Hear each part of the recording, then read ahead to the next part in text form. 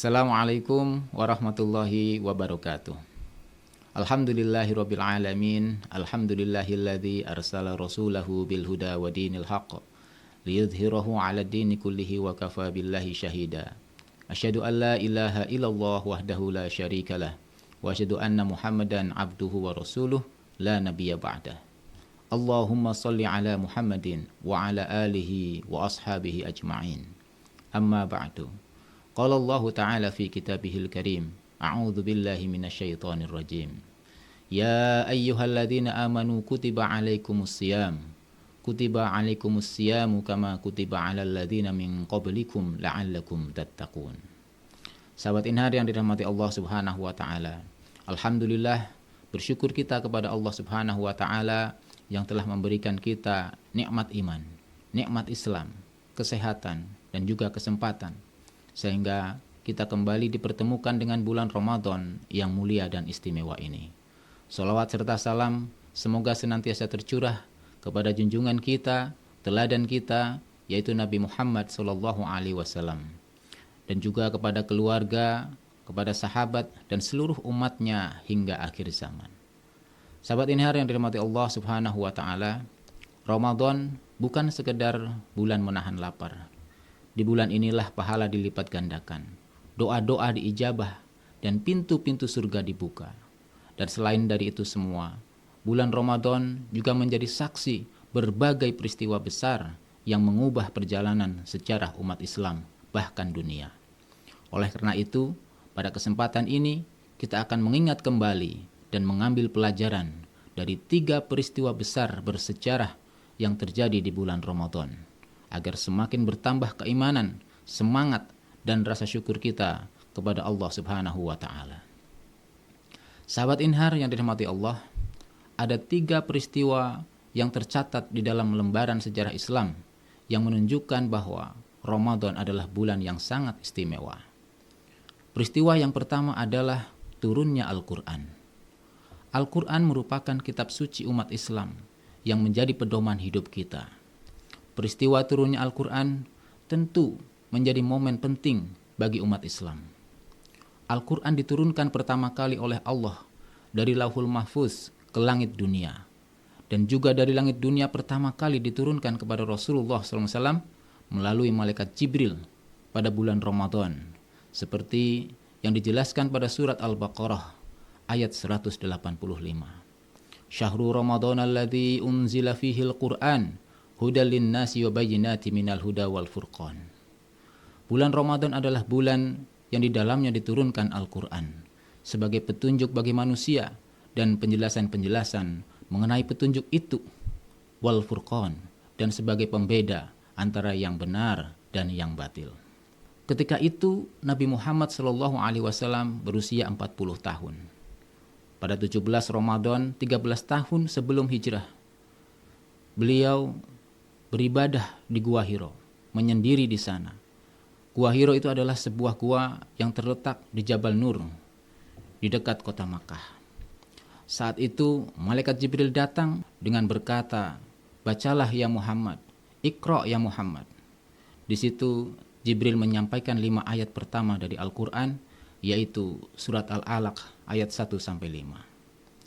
Bismillahirrahmanirrahim. Iqra bismi rabbikal ladzi khalaq. Khalaqal insana min 'alaq. Iqra wa rabbukal akram. Alladzi 'allama bil qalam. 'Allamal insana ma lam ya'lam. Sahabat Inhar yang dimuliakan Allah Subhanahu wa taala. Al-Qur'an bukan sekedar kitab bacaan, tetapi pedoman hidup yang mengatur akidah, mengatur akhlak hingga kehidupan sosial. Turunnya Al-Qur'an di bulan Ramadan menunjukkan bahwa perubahan besar dalam kehidupan manusia dimulai dari sini. Maka Ramadan seharusnya menjadi momentum bagi kita untuk kembali mendekat kepada Al-Quran, membacanya, memahami maknanya, dan mengamalkannya di dalam kehidupan kita sehari-hari. Sahabat Inhar yang dirahmati Allah Subhanahu wa ta'ala, peristiwa berikutnya yang kedua adalah Perang Badar.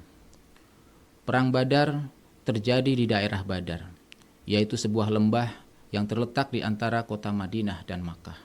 Disinilah terjadi peperangan yang mempertemukan antara kaum muslimin dengan kaum kafir Quraisy.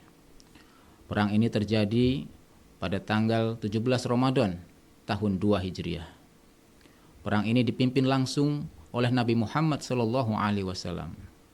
Kaum muslimin yang hanya berjumlah 313 orang harus berhadapan dengan sekitar 1.000 pasukan kafir Quraisy yang jauh lebih lengkap persenjataannya.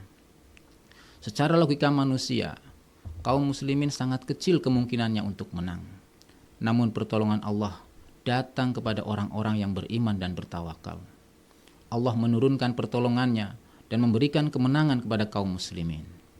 Di dalam pertempuran ini, tewaslah orang yang menjadi simbol permusuhan kaum kafir terhadap kaum muslimin, yaitu Abu Jahal. Peristiwa Perang Badar mengajarkan kepada kita bahwa kemenangan bukan ditentukan oleh jumlah dan kekuatan semata, tetapi oleh iman, kesabaran, dan keteguhan hati. Ramadan bukan melemahkan semangat, justru menguatkan ruhiyah dan keyakinan kita kepada Allah Subhanahu wa Ta'ala. Peristiwa ketiga adalah Fathu Makkah atau pembebasan kota Makkah.